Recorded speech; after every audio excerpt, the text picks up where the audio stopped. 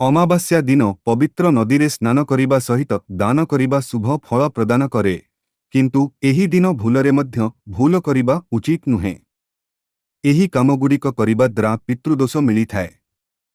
କଠିନ ପରିଶ୍ରମ କରିବା ପରେ ମଧ୍ୟ ଜଣେ ବ୍ୟକ୍ତି ଆଗକୁ ବଢ଼ିପାରେ ନାହିଁ। ଆସନ୍ତୁ ଜାଣିବା ବୈଶାଖ ଅମାବାସ୍ୟାରେ କେଉଁ କାମଗୁଡ଼ିକ ଏଡ଼ାଇ ଦେବା ଉଚିତ।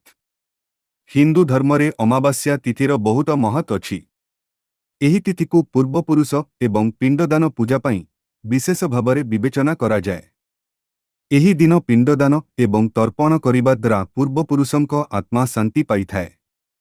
ପିତୃଦୋଷରୁ ମୁକ୍ତି ମିଳିଥାଏ, ଯାହା ଫଳରେ ପୂର୍ବପୁରୁଷଙ୍କ ଆଶୀର୍ବାଦ ପରିବାର ଉପରେ ରହିଥାଏ। ଏହା ଘର ପରିବାରରେ କୌଣସି ପ୍ରକାରର ଅସୁବିଧା ସୃଷ୍ଟି କରେ ନାହିଁ। ସୁଖ, ଶାନ୍ତି ଏବଂ ସମୃଦ୍ଧି ବୃଦ୍ଧି ପାଏ। ହିନ୍ଦୁ ପଞ୍ଚାଙ୍ଗ ଅନୁସାରେ ଏହି ବର୍ଷ ବୈଶାଖ ମାସର ଅମାବାସ୍ୟା ଏପ୍ରିଲ ରବିବାର ଦିନ ପଡ଼ୁଛି। ଅମାବାସ୍ୟା ଦିନ ପବିତ୍ର ନଦୀରେ ସ୍ନାନ କରିବା ସହିତ ଦାନ କରିବା ଶୁଭ ଫଳ ପ୍ରଦାନ କରେ, କିନ୍ତୁ ଏହି ଦିନ ଭୁଲରେ ମଧ୍ୟ ଭୁଲ କରିବା ଉଚିତ ନୁହେଁ। ଏହି କାମଗୁଡ଼ିକ କରିବା ଦ୍ୱାରା ପିତୃଦୋଷ ମିଳିଥାଏ। କଠିନ ପରିଶ୍ରମ କରିବା ପରେ ମଧ୍ୟ ଜଣେ ବ୍ୟକ୍ତି ଆଗକୁ ବଢ଼ିପାରେ ନାହିଁ। ଆସନ୍ତୁ ଜାଣିବା ବୈଶାଖ ଅମାବାସ୍ୟାରେ କେଉଁ କାମଗୁଡ଼ିକ ଏଡ଼ାଇ ଦେବା ଉଚିତ। ବୈଶାଖ ଅମାବାସ୍ୟାରେ ଭୁଲରେ ମଧ୍ୟ ଏହିଟି କାମ କରନ୍ତୁ ନାହିଁ। ଶାସ୍ତ୍ର ଅନୁସାରେ ବୈଶାଖ ଅମାବାସ୍ୟା ଦିନ ଭୁଲରେ ମଧ୍ୟ କିଛିଟା କାମ କରିବା ଉଚିତ ନୁହେଁ। ଏହି କାରଣରୁ ଏହି ଦିନ ଦୁଷ୍ଟ ଆତ୍ମାମାନେ ସକ୍ରିୟ ହୋଇଯାଆନ୍ତି ଏବଂ ମଣିଷକୁ କ୍ଷତି ମଧ୍ୟ ପହଞ୍ଚାଇ ପାରନ୍ତି।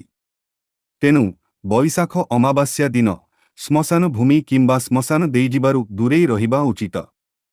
ସ୍ୱାମୀ ଏବଂ ସ୍ତ୍ରୀ ଏହି କାମ କରିବା ଉଚିତ ନୁହେଁ। ଗରୁଡ଼ ପୁରାଣ ଅନୁସାରେ ଅମାବାସ୍ୟା ଦିନ ସ୍ୱାମୀ ସ୍ତ୍ରୀ ଶାରୀରିକ ସମ୍ପର୍କ ରଖିବାରୁ ଦୂରେଇ ରହିବା ଉଚିତ। ଏହି ଦିନରେ ଜନ୍ମ ହୋଇଥିବା ପିଲାମାନେ ସାରା ଜୀବନ ଖୁସି ପାଇପାରିବେ ନାହିଁ। ତାଙ୍କୁ ଜୀବନସାରା କଷ୍ଟର ସମ୍ମୁଖୀନ ହେବାକୁ ପଡ଼ିଥାଏ। ଏହାକୁ ଏଡ଼ାଇବା ପାଇଁ ଏହି ଦିନ ସ୍ୱାମୀ ଏବଂ ସ୍ତ୍ରୀ ଶାରୀରିକ ସମ୍ପର୍କ ରଖିବା ଉଚିତ ନୁହେଁ। ଏହି ଦିନ ଘରେ କିମ୍ବା ବାହାରେ ଝଗଡ଼ା କରନ୍ତୁ ନାହିଁ। ଶାସ୍ତ୍ର ଅନୁସାରେ ବୈଶାଖ ଅମାବାସ୍ୟା ଦିନ ଜଣେ ବ୍ୟକ୍ତି ଘରେ କିମ୍ବା ବାହାରେ କଳହ କରିବାରୁ ଦୂରେଇ ରହିବା ଉଚିତ। କାହାକୁ ଅପମାନ କରିବାରୁ ଦୂରେଇ ରହିବା ଉଚିତ। ଏହା ସହିତ କୁକୁର କିମ୍ବା ଅନ୍ୟ କୌଣସି ପ୍ରାଣୀଙ୍କୁ ବିରକ୍ତ କରିବା ଉଚିତ ନୁହେଁ। ମାଂସ ମାଛ ଖାଆନ୍ତୁ ନାହିଁ। ଅମାବାସ୍ୟା ଦିନ ଭୁଲରେ ମଧ୍ୟ ମାଂସ କିମ୍ବା ମାଛ ଖାଇବା ଉଚିତ ନୁହେଁ। ଏହା ଆପଣଙ୍କ କର୍ମକୁ କଳୁଷିତ କରିବ। ଏହା ପୂର୍ବପୁରୁଷମାନଙ୍କୁ କ୍ରୋଧିତ କରିବ। ଆପଣଙ୍କୁ ପିତୃଦୋଷର ମଧ୍ୟ ସମ୍ମୁଖୀନ ହେବାକୁ ପଡ଼ିପାରେ। ଜଣେ ବ୍ୟକ୍ତିଙ୍କୁ ଜୀବନରେ ଅନେକ ସମସ୍ୟାର ସମ୍ମୁଖୀନ ହେବାକୁ ପଡ଼ିଥାଏ।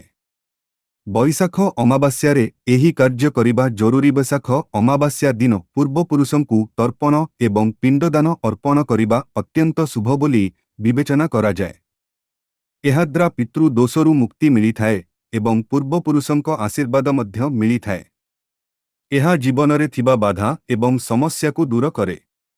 ସୁଖ ଏବଂ ଶାନ୍ତି ବୃଦ୍ଧି ପାଏ।